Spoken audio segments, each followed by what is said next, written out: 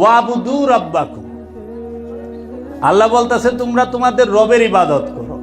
আবার কইতেছে লা তাবুদু শয়তান, শয়তানের ইবাদত করিও না। এখন ওই জায়গায় শয়তানের ইবাদত লেখে নাই, বলছে শয়তানের পূজা কইরো না।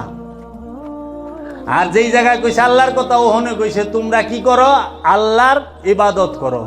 মানে ওগো ভাষার প্রতি এত ঘৃণা এই কাঠমোল্লার দলের, এই কাঠমোল্লাগো এইখানে খুব খতরনাক চিজ।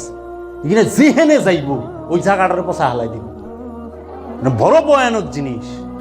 এই কাঠমোল্লার দলে পূজা বানায় দিছে, এই বেটা ইবাদতের বাংলা পূজাই। শয়তানের আয়াতে পূজা লাগাইছস আর খোদার আয়াতে ইবাদত লাগাইছস, তোর ভিতরেই তো খারাপই। পূজা দুইটারই হয়, শয়তানেরও পূজা হয়, খোদারও পূজা হয়। তুমি কার পূজা করবা? পূজা হইল বাংলা শব্দ, বাংলা ভাষা। ওখানে কয় এটা হিন্দু ভাষা। আরে হিন্দুর কোনো ভাষা আছে নাকি? পাগলের কথাবার্তা। মুসলমানের কোনো ভাষা আছে?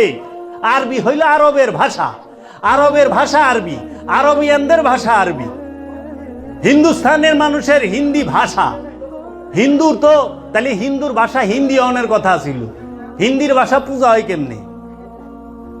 মানে জল এটা হিন্দুর ভাষা না জল বাংলা ভাষা, কোনটা?